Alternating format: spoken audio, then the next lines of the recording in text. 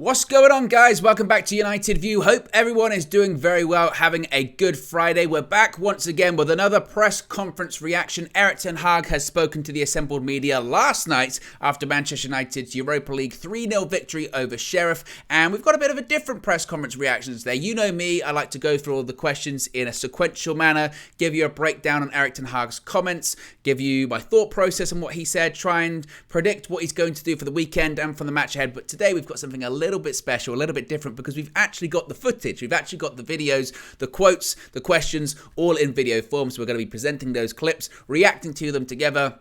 It's going to be a lot of fun. This is a lot of fun to break down, a lot of fun to discuss, and you know me, I really enjoy doing these press conference reactions, so be sure to smash a like on the like button. Be sure to subscribe as well, bottom right hand corner. Remember, you can join the UV Members Club. Links in the video description. You get your badges, your emojis, your exclusive members only content, UV Raw, the back catalogue of UV Raw, the behind the scenes going on, day-to-day operations here at United View. New episodes coming soon. Don't worry, we haven't forgotten about that. And of course, this press conference is to preview the game against West Ham United this coming Sunday at Old Trafford, which, make no mistake, and we're going to get into previews at another point. This isn't a preview video, it's the press conference reaction, but really tough game. And sometimes the build-up after these Europa League games, because of course, as I mentioned, this was filmed last night. It was after the Manchester United versus Sheriff game. So it's somewhat difficult to turn your attention immediately and focus on a big game coming up at the weekend. But Erik ten Hag had to do just that. So it's going to be interesting to get into some of these quotes. It's going to be interesting to see what Erik ten Hag has some selection thought processes and I guess dilemmas after that victory last night. The likes of Alejandro Garnacho, Cristiano Ronaldo, Donny van de Beek back. So really interesting stuff to get into. So let's get straight into the question, guys. First of all, it was Jamie Jackson asking, now that Ronaldo's back into the side, now that Cristiano Ronaldo has fulfilled his absence from the side, now that he's back on the score sheet like he was against Sheriff last night, can CR7 hit the heights that he did last season at Manchester United, and can he get into double figures in the Premier League this season? Hi, Eric. I think that was Ronaldo's third goal of the season. Last year he got 17 in the Premier League, I think 24 in total.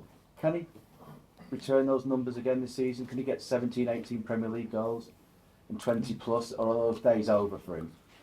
It's up to him, but I think when you collect all the chances he creates, the team creates for him in the last weeks, he was there, and you see he's still capable to get in the right positions, and I know he's capable to finish them. So it's possible, yeah. So it is possible for Cristiano Ronaldo to get to 17, 18 Premier League goals this season. I mean, anything's possible, certainly. Anything's possible, and you would be foolish to write off Cristiano Ronaldo and say that he can't get into double figures for Manchester United this season. Do I suspect he will? No, and that's the cold hard truth of it. I don't suspect he's going to hit the heights of what he did last season. I don't suspect that Cristiano Ronaldo is going to get 17, 18, 19, 20 plus goals in the Premier League for several reasons. One being he's just not going to play the amount of minutes that would be required to get up there. Cristiano Ronaldo got to that point last season because he was starting every game for Manchester United near enough up front. The team was largely built around getting the ball to Ronaldo to get those goals, to score those chances, and to win Manchester United matches, which we didn't do many of, or didn't do much of last season, certainly. So, whilst it is possible, and to Ten Hag's point that he's proving there, well, last night proved, and it's difficult to compare last night to a Premier League game because the standard of opposition is just so different, but last night did prove that if opportunities are made for Ronaldo, he'll score goals. There's absolutely a school of thought. You could say that Cristiano Ronaldo could have and maybe should have had a hat-trick last night. He had a multitude of real big, clear-cut chances. Obviously, he had the one that he put away, and it was deserved in the end because he kept knocking on that door. First half, Bruno cuts the ball back. If he gets any real contact on it, he probably scores. Second half, he goes past the defender. You're thinking he's just got to guide it into the top corner or the bottom corner, a bit of a finesse shot, and he doesn't do that. He absolutely skied it and scuffed it wide, and even Ronaldo looked a bit shocked by that. And I do think it's a confidence thing too, it must be said. I think Ronaldo, like the fans, is probably having doubts about, can he still do it on a regular basis? Is he still good enough to be starting? But I don't suspect Cristiano Ronaldo is going to start on Sunday against West Ham. I think he'll be Marcus Rashford once again through the middle. Left-hand side, It could be Jadon Sancho. Look, it could be Alejandro Garnacho. It could be Anthony Elanga. Anthony Elanga came on against Chelsea and really effectively, positively changed the game, was willing to run in behind, had that pace that Sancho doesn't have. That's not a criticism to Sancho, that's not his game, but sometimes different games require different strengths and different qualities, and that's what Elanga has, and certainly we know from watching last night, that's what Garnacho has. So I think it'll be Rashford through the front, probably, maybe Sancho.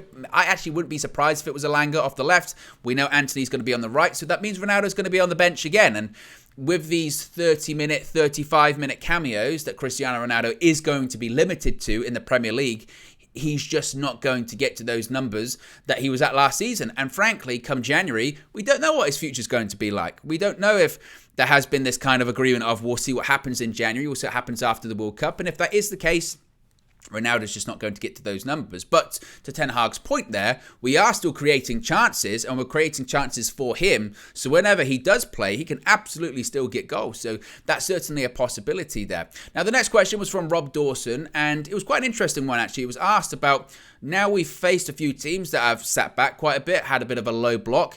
How difficult are we finding it to break teams down? Are we showing that we can now break teams down, dominate the game with possession? Here's what Erik ten Hag had to say. Rob.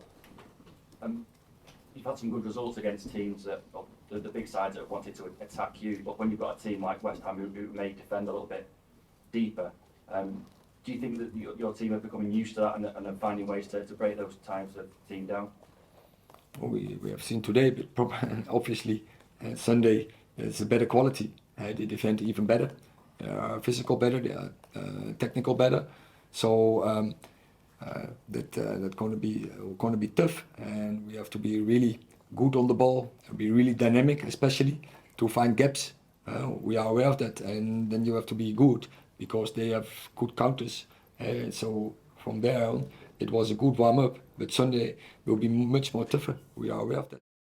Yeah, he's not wrong. Look, obviously, we've played a couple of teams now that have had somewhat of a low block. And to Rob Dawson's point and question there, our biggest and best results this season have come against the top 6 sides. And the majority of them are going to be proactive, are going to push forward, are going to have, or try to dominate the game like Erik ten Hag wants his Manchester United side to dominate the game.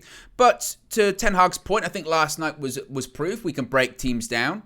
And even in those frustrating games, we've eventually broken them down, even against Newcastle. And I don't know if it's not disrespectful, but I'm not sure I would say Newcastle played a completely low block. They had a really strong defensive shape. And even then, even that side, which we can see, a lot of people are struggling against Newcastle this season. And they're a good side with a good coach and good players and good organisation. We did break them down in the end. We should have scored 2 goals at the end of the match. Fred misses an open goal and Rashford misses an opportunity as well. So even in those instances where we have had those more frustrating performances, we're still breaking team down, we're still creating opportunities. Again, we did it against a Spurs side that were clearly playing on the counter-attack. We broke them down, we made chances, we played fantastic.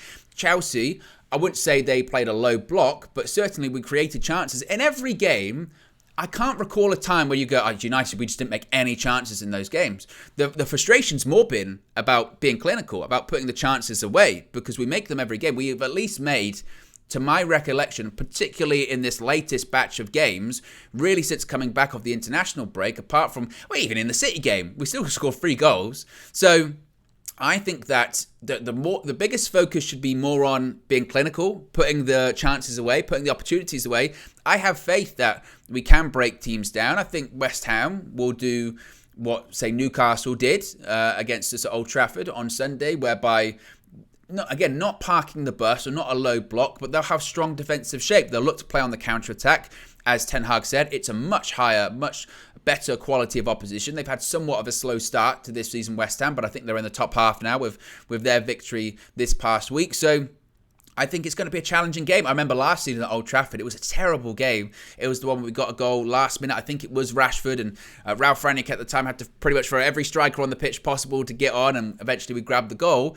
But I expect a similar game. It's going to be tough. The midfield battle is going to be key. People like Casemiro are going to be really, really important in the game on Sunday. But I have faith we can break them down. I think that we have got that attacking flair. We've got options up front to break them down. And also, the key thing as well is actually that creativity from midfielders there to break teams down. Christian Eriksen, Casemiro. I think those options are going to be really, really important as well. So I kind of push back a little bit that we're struggling to break teams down now. I think it's more on us being clinical and having composure as opposed to creating chances, because clearly we are creating chances. Next question was from Neil Custis, asking about Cristiano Ronaldo now that he's back, and obviously he returned last night in Europe. Is he going to be forcing his way into the Premier League side? Is there a different Premier League side and European side? Will we see Ronaldo more in the Premier League? Neil. Does it follow that Cristiano still has to fight his way back into the Premier League team, which is your first 11 rather than the Europa League team? Yeah, I know that some see it like this, but I don't have a Europe team or I don't have a Premier League team. It's about I look to the opponent, what we need against such opponent. Now I have to focus me on Newcastle on West Ham United for Sunday, and then we will pick the team to start, but also to have plan B or plan C in the pocket to win that game. And that is what we need finally, to win games. And therefore we not only need 11 players, we need the whole squad. But that with Marcus up front and Bruno behind, with two wide players, that has been working well for you. I think that worked well, but I think tonight with Cristiano and Marcus in the back, that worked well. That worked very well. I was happy that, and I must say also Donny came in, and the last part he had also some good positions, and so in between the lines, and I think also that combination was good. Interesting what Erik ten Hag was saying there. I agree with him. I don't think, certainly from watching on, I would say that Erik ten Hag has a particular Premier League side and European side, because he doesn't really rotate that much. Clearly there are players that are more likely to get a start in these Europa League games, i.e. Cristiano Ronaldo. Ronaldo has started every Europa League game, and I expect that to be the same next Thursday as well against Real Sociedad. But I wouldn't say particularly that Ten Hag has a Premier League side and a European side. I understand the question being asked there, and it is a fair one when you would say, well, in the Premier League, your front three looks very different to the Europa League. I say very different. It doesn't have Ronaldo in it. You've got Rashford as the striker. You have Bruno in behind him. You have that left-hand side, which again is up for debate, and then you have Antony on the right-hand side. But I don't think there is a particular European side and Premier League side, because Ten Hag's basically been shown that some of the players, not that they can't be trusted, but after losing that first game against Real Sociedad, it's had to have been perfection all the way through, and it still has to be to top the group. So there hasn't been a ton of rotation there.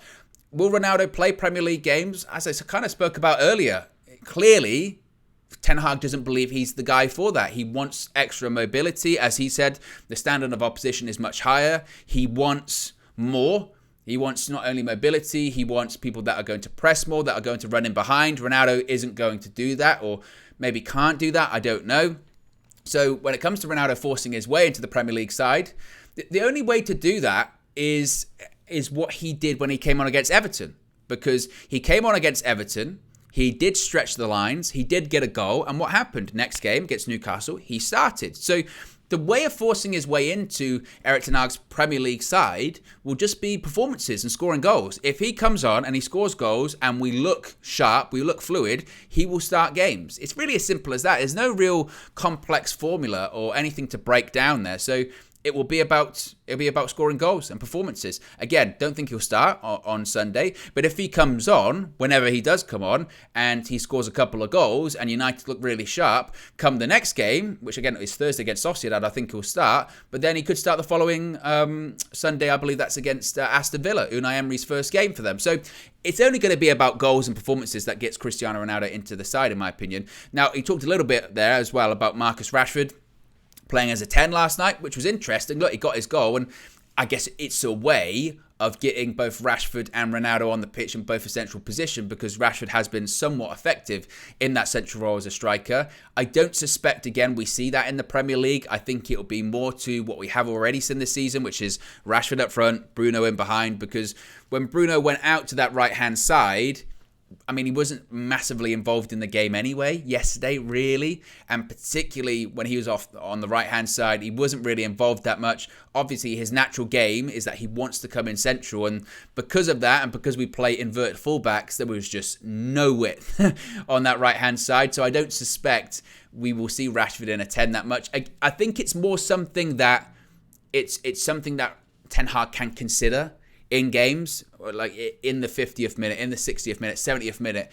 If he wants to do something, if he wants to change it, or the game requires it, or he wants to get Ronaldo onto the pitch, but he wants to keep Rashford on, and he doesn't want to have Rashford go out to the left, he wants to keep him central, that's something he can do. So I think that's more what that was. I think it was more of, I would say it's an experiment, but just a test to, see what solutions could be there in the future, and to questions that maybe we don't have, or to an answer to the question we haven't received yet, that kind of situation. So that's with that. Now, obviously, at the end of him talking to Neil Custis there, he did mention Donny van der Beek, and that Donny came on and was effective last night and was sharp last night. He was asked about Donny's return in greater detail by Paul Hurst. Here's what Ten Hag had to say about Donny van der Beek.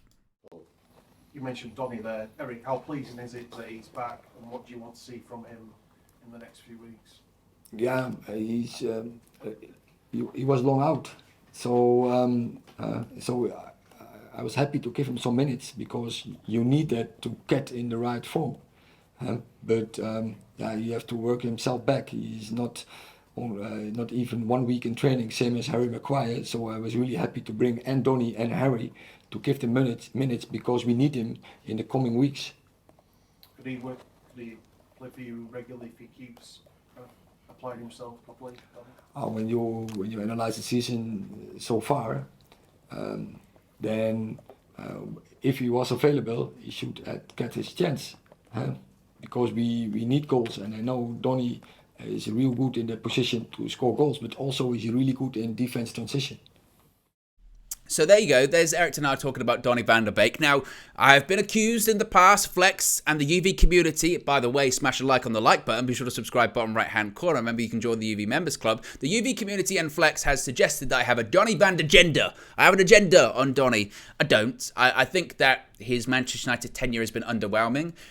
Has that partially been not his fault? Absolutely. I think he was a signing that was made, not by Ole Gunnar Solskjaer, by the club. I think that he was a player that had a bit of buzz around him because of the Ajax run. I think also he had a buzz about him because Real Madrid were interested, and because of COVID, they had to pull out of the deal. And then United thought, we'll get this player, and they had no idea how to fit him into the side. And then there was issues of physicality in the Premier League, issues of fitting him in the first place. He hasn't had a run of games. He hasn't had a run of starts. He hasn't had many minutes. And all he's had to really put his stamp on the team and the game and his Man United career is a cameo here and there. And that's unfortunate. As I said before, if there was ever going to be a person to really ignite Donny van der Beek's Manchester United career, it would be Erik ten Hag. It's his guy. It's his manager. It was him that was picking him at Ajax. It was him that was facilitated really this move to Manchester United because of the form, because of the tactics at Ajax. It was always going to be him. And there were massive red flags in pre-season when he really wasn't playing still. He was still a second half substitute. He did come on in one game. I believe it might have been against Palace, I think it was, and he was excellent. He was absolutely excellent, and I thought, finally, we're seeing what he can do. Of course, he's now had injuries, and as Ten Hag mentioned in the clip there, in the instance where he probably would play, he wasn't available. So he's been out of action for a while, and that's really hurt and stunted his growth there as well. I think when it comes to Donny right now, we're in the bottom of the ninth for him at this point. He, in my opinion, has between now and January to really cement his United career, or see if he's going to be staying long term, I think personally, because it's been a while. As I mentioned, he hasn't had good luck. He hasn't had a good run of games, or maybe to the end of the season. Maybe that's fairer to say. But this might now be the best opportunity, not just because it's his manager, not just because it's a manager that knows him and believes in him, but we're now starting to see Manchester United play a style of football that suits Donny. That's what we're really starting to see. You know, I've heard the argument, and KG's made this argument as well before, that Donny needs to have these quality players around him that are on the same wavelength with him and can facilitate and open up his game. Maybe that's fair. Well, we're starting to see that now. Manchester United are starting to dominate the game. They're starting to dominate possession, and they're starting to squeeze and press higher up the pitch. They're starting certainly to play in much tighter spaces because we're so inverted in terms of our width, minimum width, as Cam like to say. Because of that, we're having to play very tight football in tight spaces, and Donny can do that, and Donny makes good runs off the ball. So now maybe is the time that Donny can come into the side, can flourish. The issue he has is there are quality players ahead of him that are really cemented into the side. Donny, Ten Hag, I guess, believes he's a 10. Bruno's the 10 for Manchester United. In terms of playing an 8, at the moment that midfield is locked in. It's Casemiro and Christian Eriksen. And Donny can't really, if at a push, he can play as a 6, but he's not really effective there. It doesn't really work for him there. He doesn't have the physicality to play as a 6. So it's difficult. It's challenging. And a bit like Ronaldo, I guess, in the same vein that if you do come on, you've just got to find a way to really affect the game and take your chance. And I think he did positively affect the game against Sheriff. Again, is he going to be starting Premier League games anytime soon? Don't think so. But he certainly will be an option. And as we have more and more games, and the games are really, we've got a lot of games anyway at the moment, and he hasn't been playing, but he's been out of action for injury. So coming out of the World Cup, which I don't think he'll go to, so he's going to be one of a rarity in the Manchester United squad. He's going to be a fresh player that hasn't been on international duty. So come January, come December, he might become quite important actually, because he'll be a player that's got legs and doesn't have fatigue. So we'll have to wait and see what happens with Donny. The next question was asked about Anthony Martial. Now, obviously, barely played this season, had 30-minute cameos. He's had, hamstring injuries, knee injuries, Achilles injuries, back injuries. So the question was put to Erik ten Hag, what's the latest with Martial's recovery? And because of what's happened this season, looking forward to next summer, is a striker and a striker search going to be a priority? Eric, is Anthony Martial likely to play before season sorted for the World Cup?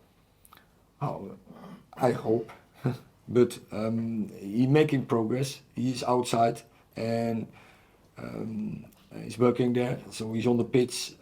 So we are waiting for his step back in team training. And I know you don't look too far ahead, but is it safe to say that next year, given the situation with the attackers, that you would want to strike? I think at this moment we are not focusing on that. In this moment, we have to work on to develop our team, develop our attacking department, our attacking game. And we have strikers, we have good ones. And now we are working on progress on that. So quite interesting, quite cagey response. Not cagey, C-A-G-Y-E. No, that's not about right. C-A-G-E-Y. There you go. Difficult. I've been up early today.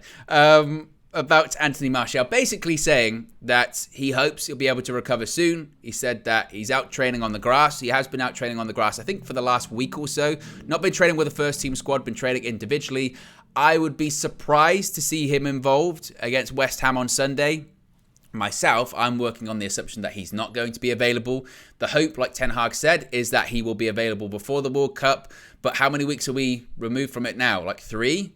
We've got 2 or 3 rounds of fixtures, I think. So maybe you could say Thursday against Real Sociedad. But the issue is that every time we thought that he was just about to come back, he gets injured again. And I think that will be playing on the mind of Erik ten Hag and the medical staff of, not that they rushed him back before, because I don't think they did, because these are different injuries and they're not all connected. They're just different injuries. So maybe it'll just be a case of, okay, we're going to take extra time and we've got to put together a program specifically for him that ensures that this doesn't keep happening, irrespective of what part of the body it is and what injury it is. We've got to ensure this stops and this doesn't happen. So the hope is that he would be back before the World Cup. Chances are he might not. And if he isn't, as I mentioned, he shouldn't go to the World Cup. And that period of time, that 3 or 4 week period, that has to be another preseason for Anthony Martial. Start again, fresh start, clean slate. And then maybe when we all come back from the World Cup and they all come back, Martial can be fit and play out the remainder of the season. Is that more out of optimism and hope? Yeah. Because you can't ignore the statistics. You can't ignore what we've what we haven't seen, I guess, this season so far, and that's him not being available and him being injured. And as far as next season goes and the summer goes, I have no doubt in my mind it would be a priority that we have to sign a striker. Not necessarily just because of Martial, but because Ronaldo will be gone at that point. His contract would have expired. I know they have an option year, but United, I don't think, will exercise that. So because of that, striker will absolutely be a priority. It was a priority in the summer. It was a target for the summer that we were after Darwin Núñez. It didn't happen, and we didn't get a striker because of it. So 100% that'll be a priority for Manchester United in the summer. And whilst Ten Hag says that they're not really looking to that at the moment, it will be in the back of their mind. Maybe Ten Hag's focus is completely on the game-to-game basis and the current events. But the recruitment department, the scouting department, I have no doubts, will be already identifying targets, because if they don't, we'll have a situation like we had last summer whereby we're already behind and we're scrambling and we overspend, and maybe there won't be a striker available, so we have to act fast when the time comes right for next summer. Now, speaking of Martial, we got some more details here. It was Simon Peach that actually asked more specific details about Martial's injury. What part of the body is it? Is it reoccurrence of an existing injury? What's going on? And can he provide some extra details on what is wrong with Martial? Last two questions, Simon and Simon. Eric, I'll just follow up the Anthony Martial question. You seemed fairly confident a couple of weeks back, I think it was, that he would be returning soon. Has there been a setback? What exactly is the issue? He had a setback as he fell out against Everton with his back, and so he had some injuries. It was really frustrating for us, but also for him. And we have seen he played good in pre-season. He has really less minutes, but he scored already 3 goals. He had in Everton, he had also an important role with the first goal, his assist on Anthony. It would be really good to have him back, because he can make a difference. He can score goals, but also in linking up, he's really important. And the pressing from him is really good. What's interesting with Erik ten Hag about injuries is United have kind of adopted, and I don't know this to be a fact, this is just my observation of it, but United appear to have adopted this sort of strategy of, when it comes to injuries, they don't really give that many details on it. I think he said it's a back injury. That's all we know. We don't know specifics. We don't know how long he's going to be out. Erik ten Hag doesn't give timelines. He just says whether they're going to be available or not, and that's it. He doesn't say, oh, they're going to be back in a couple of weeks. He doesn't say, oh, it's long term. He just says they're not available. They won't be available. That's it. And to his point there, it is frustrating. It's massively frustrating for the fans, for Erik ten Hag, particularly when we got a glimpse of what could have been. And I think that's the difference, isn't it? If Martial hadn't have really been involved all pre-season, it'd just be a case of, oh, this guy is injured. What's going on with him? What's he doing? But we've had that glimpse of what it could be for Manchester United and Anthony Martial under Erik ten Hag. And what it could be is really good. Pre-season, he was excellent. And when he's been involved this season, he's contributed to goals. He's either scored or got assists. Every time he's played, he's contributed to either scoring a goal or assisting a goal. So again, we had this glimpse into what could have been or what can be, but we haven't seen it on a regular basis. And that's ultimately, again, why it's frustrating, because every time it felt like, right, here we go, we're about to get up and running, it stops again, and it's something different. And ultimately, it's essentially being proven at the moment you can't rely on him. And certainly going forward, it's going to be difficult to rely on him because of that. So, as I kind of referred to previously, come next summer, I'm sure it would already be a priority. But as far as what to expect from Martial, when he's going to be back, I don't know. I don't know. But I don't certainly expect him to be available for Sunday. That's for sure. Simon Stone asked the next question, and he asked Erik ten Hag about Manchester United being more clinical in comparison to other teams in the top 6 this season. They've got a lot of goals. So is that something that Erik ten Hag is concerned about? Eric, you've spoken a lot about your attacking players. How important is it to get more goals from this team? I just noticed you've got 16 in the Premier League. Man City have got 36, Arsenal have got 25.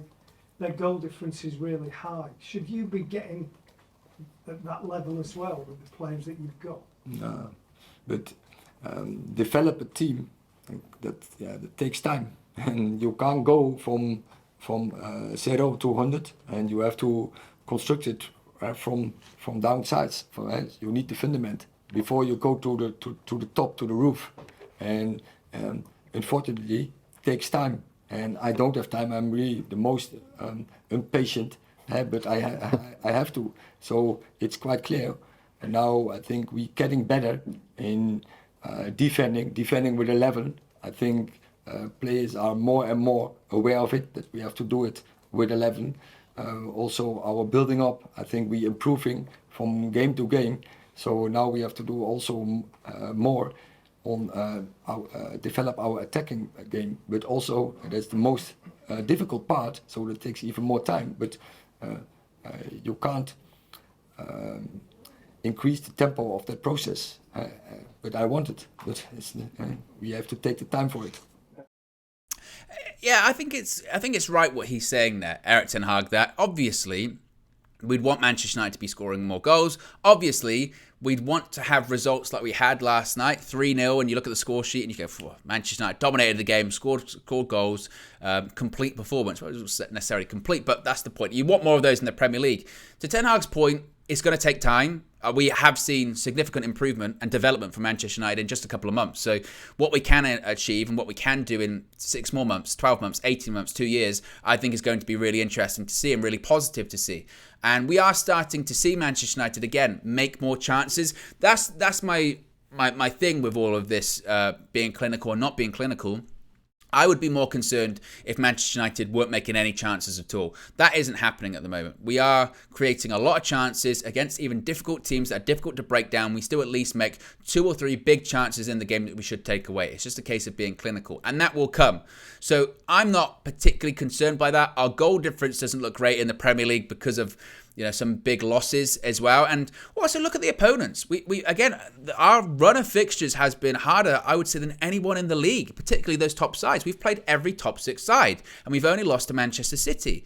And we've scored goals against all of them. That is very impressive. And as Ten Hag said, it's going to take time, and he's frustrated, and sometimes he wants to see more and we want to see more, and it's difficult to watch this process in real time because it feels slow. But as time goes on, we are already starting to see a significant improvement in our defensive shape, absolutely, and even going forward as well. There's still a way to go when it comes to our attacking movement and our attacking principles, but we're creating chances. So I'm not too concerned about the goal difference or the goal scored or anything like that, because I do think that will come. I really do.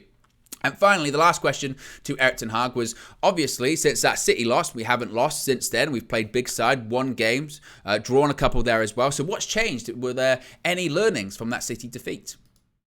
What's changed since Manchester City? You've had 5 wins and 2 defeats. Is it attitude more than anything?